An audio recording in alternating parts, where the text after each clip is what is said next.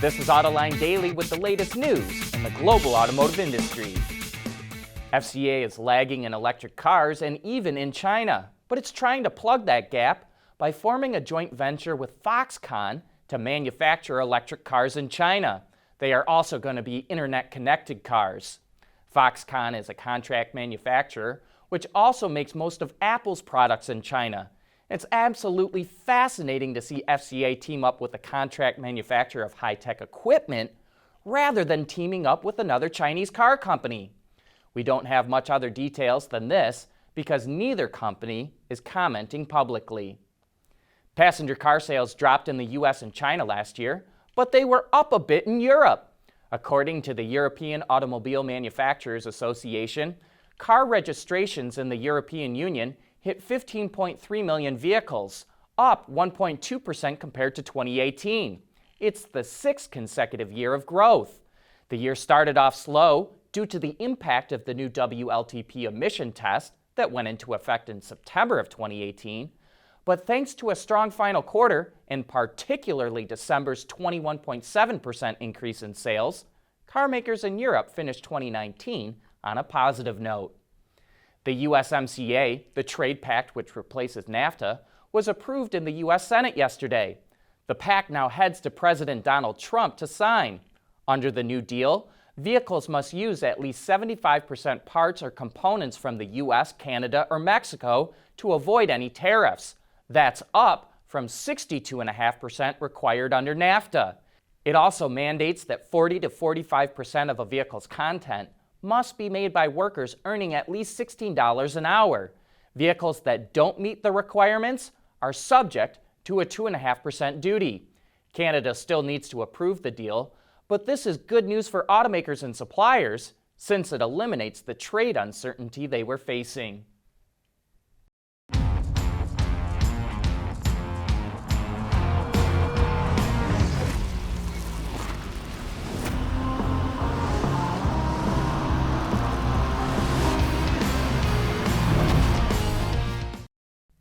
More and more people worldwide are living a less active lifestyle, which can lead to a number of health issues, including weaker muscles. So Jaguar Land Rover developed a new seat that reduces health risks from sitting too long. The Morphable seat uses a series of actuators in the foam to continually create micro-adjustments that make your brain think you're walking. By simulating this, the system helps to mitigate health risks from sitting down too long. The new seat also is customizable for the driver and passengers. Every year, the editors at Wards evaluate the newest engines and propulsion systems in the market and then choose the 10 best. The only V8 to make the list this year is the 6.2-liter small block in the mid-engine Corvette. On Autoline this week, we're joined by several of Ward's editors, and they explain why they chose that engine. It's hard to argue with that application. They've just done tremendous work.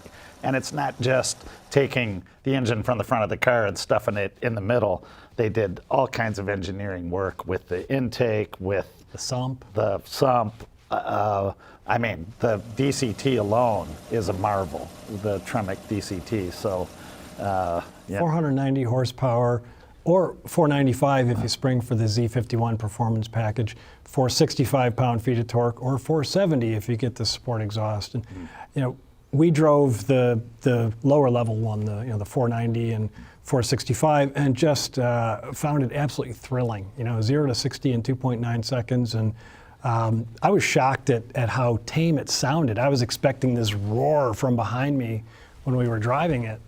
And it was really an enjoyable daily driver, from a sound standpoint. I thought it was great. For more about the other engines and propulsion systems that made Ward's list, you can watch that entire show right now on our website, Autoline.tv, or just look for it on our YouTube channel. Buick doesn't offer any plug-in vehicles except in China. They're sold under the Velite brand, which includes the Velite 5, a rebadged version of the Chevy Volt. And Motor One has uncovered a story from Chinese publication Auto Home that claims Buick will be getting another rebadged Chevy for its Velite family. This time, a reworked Bolt EV to be sold under the name Velite 7. As you can see, there's a number of significant design changes, and it also comes with less power. 174 horsepower or 130 kilowatts versus 201 horsepower or 150 kilowatts for the Bolt. No other details are to be had at the moment, but we'd like to know what you think of the styling changes. Is it better looking than the Bolt? And speaking of plug-ins, Audi is introducing two of them to the US market, the Q5 SUV and the A8 luxury sedan. But Audi better get ready for EV enthusiasts to rip it a new one because of the extremely limited EV ranges of those cars. Get this, the Audi Q5 plug-in only delivers 20 miles of pure electric driving. The A8 only delivers 17 miles, and that's in ideal conditions. In the winter, those numbers will be cut significantly. But Audi does point out the PHEVs are a second faster 0 to 60. They qualify for about $6,700 in federal tax rebates and also qualify to drive in high occupancy lanes.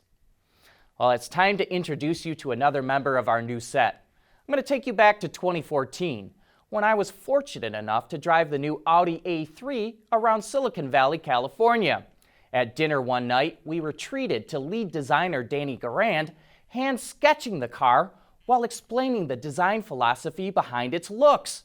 As a side note, if you ever get the chance to hear a designer explain design, take the time to listen. You're gonna learn something. But it was such a cool experience to hear Garand talk about shadow play, tension in body lines, and even how certain body lines were influenced by waves and meant to catch light. Another interesting tidbit was how in Audi design in general, the top portion of the car or cabin will take up 1/3 of the entire side view, while the lower portion always takes up 2/3. Best of all, Garand hand-sketched an A3 for everyone that went on the trip. You know, something kind of struck me while I was writing this. Danny took the time to do this, but he doesn't know many of us. He did 250 of them. If it were me, I would have been sick of the A3 halfway through it. But it is really cool to get original artwork, and it kind of makes me think, what did I do to deserve this? And last but not least for me today, thanks to everyone that corrected my foolish mistake yesterday, saying the Porsche Boxster and Cayman GTS were getting an inline six-cylinder. Of course, being Porsche, it's a flat six. And coming up next, John will be here with his Car of the Week review. Autoline Daily is brought to you by Bridgestone Tires. Your journey, our passion. We get a lot of different cars and trucks coming through the Autoline garage, and this week I was in the Elantra. Other automakers need to really pay attention to what Hyundai is doing, which is to offer a lot of value for the money. The base price for the Elantra Limited that I drove was $23,730, including destination charges. It's got all the latest safety equipment like forward collision avoidance, blind spot detection, and all that stuff. You get USB ports, an aux jack, and power outlet, which used to be for cigarette lighters. You get Android Auto and Apple CarPlay, heated front seats, wireless charging, and a remote key fob. But the one I drove had an option package with an 8-inch nav screen, smart cruise control, a power sunroof, and forward collision braking with pedestrian detection. The only thing is, that package cost $3,350, which brought the price of the car to $27,215. To me, the Elantra at $24,000 is a screaming bargain. At $27,000, I think I'd start looking at the Sonata. But of course, that's just the MSRP, and no doubt you can go and haggle a better price with your local friendly dealer. Anyway, that's it for today's report and for the week. Thanks for watching, and have a great weekend.